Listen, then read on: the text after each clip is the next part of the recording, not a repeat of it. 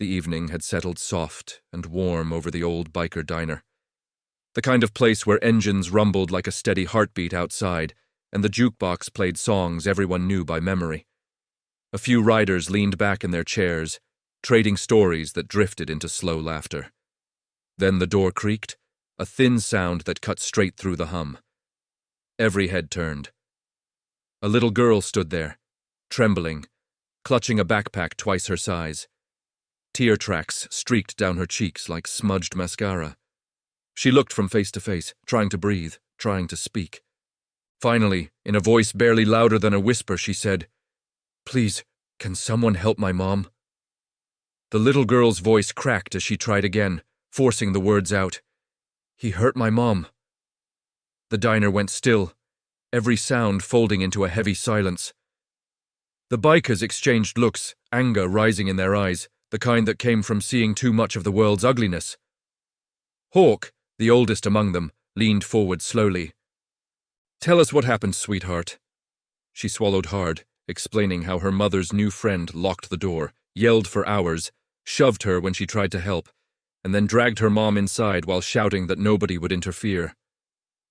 A thick tension spread through the room.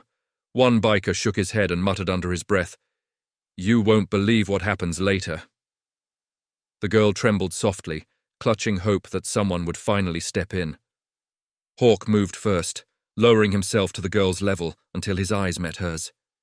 "You're safe now," he said gently, the roughness in his voice softened. "We'll handle this."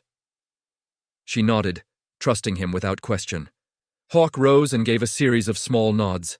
Silent signals every rider understood. Chairs scraped back. Leather shifted. No one needed another word.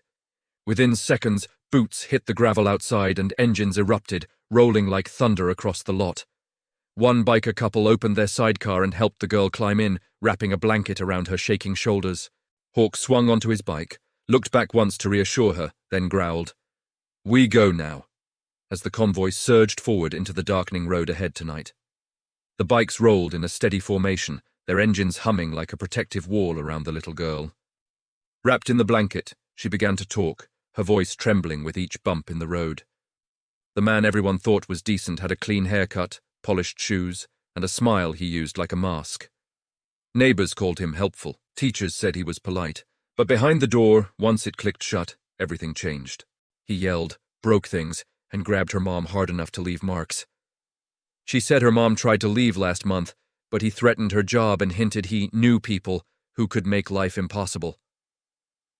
The bikers exchanged dark looks, already piecing together a picture none of them liked.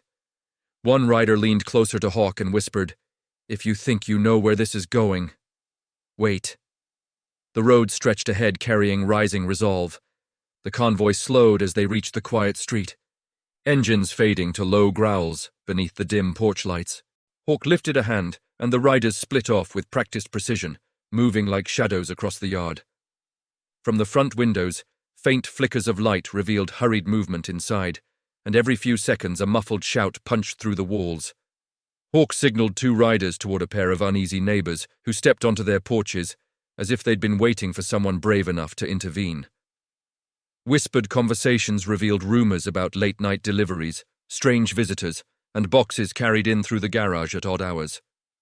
Meanwhile, another pair of bikers circled to the backyard and found discarded packaging marked with hospital inventory codes. The picture sharpened. The man wasn't just abusive. He was running stolen medical supplies through the house.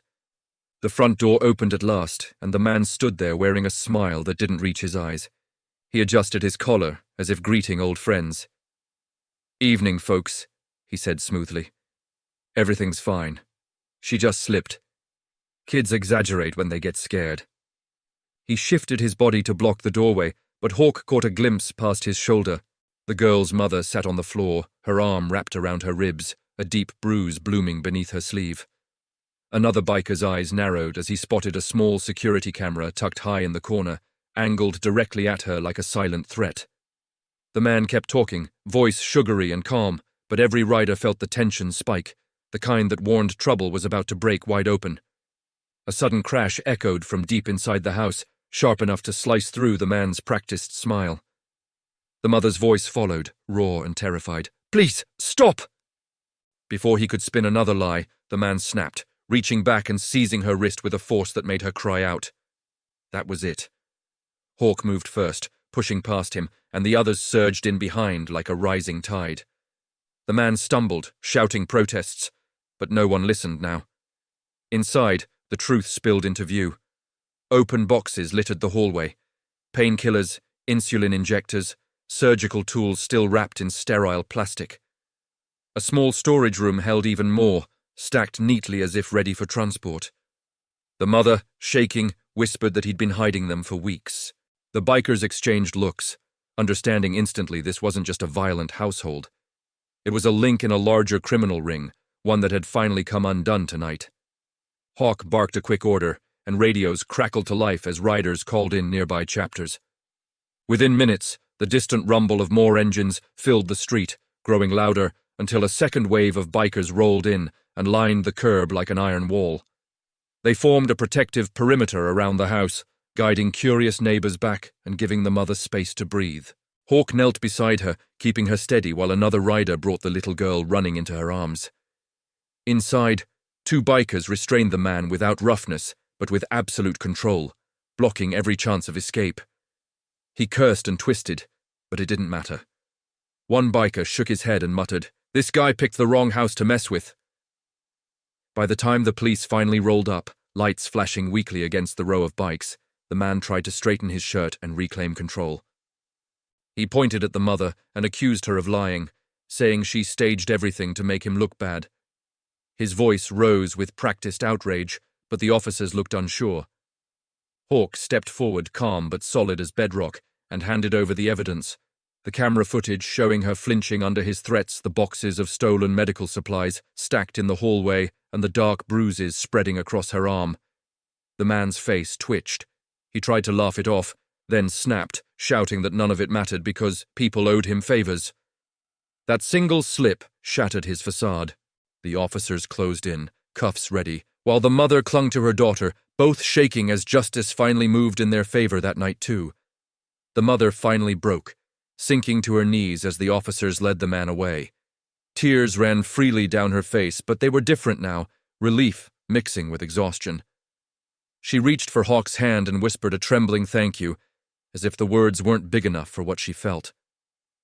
The little girl wrapped her arms around Hawk's leg and said, "I knew you'd help," her voice small but sure. Bikers moved through the house, making sure nothing dangerous remained, while police sealed the door behind them.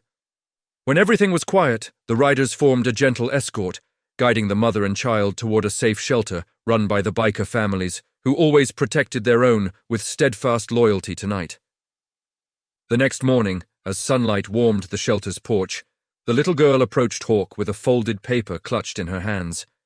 She shyly offered it to him, and when he opened it, he found a childlike drawing of a motorcycle carrying a figure with broad angel wings.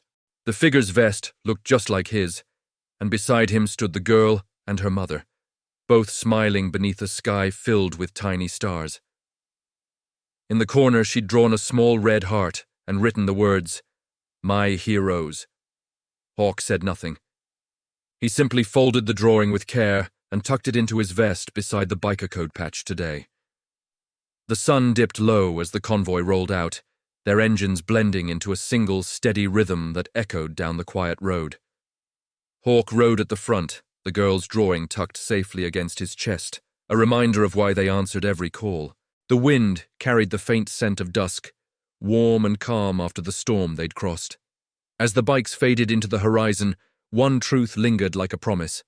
Wherever someone calls for help, the Brotherhood listens. And if you think this rescue was intense, wait until you hear what happened next week when everything changed again.